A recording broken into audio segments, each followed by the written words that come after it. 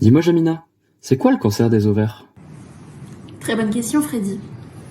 Le cancer des ovaires est un des cancers les plus mortels. En effet, en France, il tue plus de 4000 femmes chaque année. Mais voyons ensemble, d'un peu plus près, ce qu'est le cancer. Une cellule normale, elle vit, elle grandit et se divise pour donner naissance à d'autres cellules. Puis, elle vieillit, et lorsqu'elle est trop endommagée pour vivre, elle se suicide. La cellule cancéreuse, en revanche, elle est immortelle. Elle a acquis des mutations qui lui permettent de se diviser indéfiniment et de former des amas de cellules cancéreuses appelées tumeurs.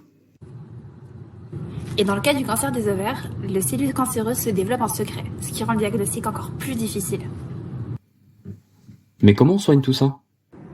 À l'heure actuelle, on retire l'ovaire par chirurgie, puis on enchaîne avec une chimiothérapie pour éliminer les cellules cancéreuses restantes.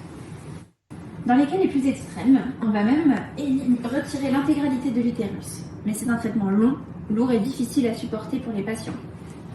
Cependant, une étude d'une équipe chinoise sortie il y a quelques années pourrait apporter une alternative à ces méthodes.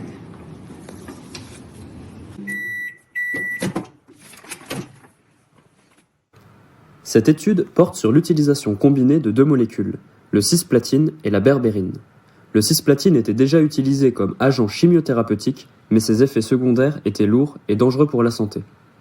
Il entraîne une suppression de la moelle osseuse, une néphrotoxicité, ce qui abîme les reins, une neurotoxicité, ce qui abîme les nerfs, et des réactions gastro-intestinales. Pour réduire ces effets secondaires, l'équipe a tenté en laboratoire de réduire la toxicité du cisplatine en la combinant avec la berbérine, une molécule dérivée d'herbes médicinales chinoises qui a elle aussi des effets anticancéreux. Ils ont alors appliqué ce mélange sur 3 souches de cellules cancéreuses et les effets sont plus que positifs. Sur les 3 souches de cellules cancéreuses, 90% des cellules tumorales sont mortes et le développement des cellules cancéreuses restantes est stoppé, ce qui empêche la tumeur de se développer. Comme on le voit sur ce graphique, après 24 heures, la moitié des cellules cancéreuses sont mortes et au bout de 72 heures après le début du traitement, la mortalité des cellules cancéreuses atteint 90%. Et les cellules saines alors? Elles meurent aussi? Les cellules saines ne sont pas affectées par le traitement et encore mieux, les effets secondaires de la cisplatine ne sont pas retrouvés. Mais c'est génial, on a peut-être trouvé une alternative à la chimiothérapie. Une minute, Freddy. Il ne s'agit là que des expériences sur des cellules, et cela ne reflète pas la réalité que ça pourrait avoir sur un patient. Il reste encore de nombreuses études à mener pour savoir si cette expérience est viable ou non. On garde un œil sur ces futures études et on soutient la recherche.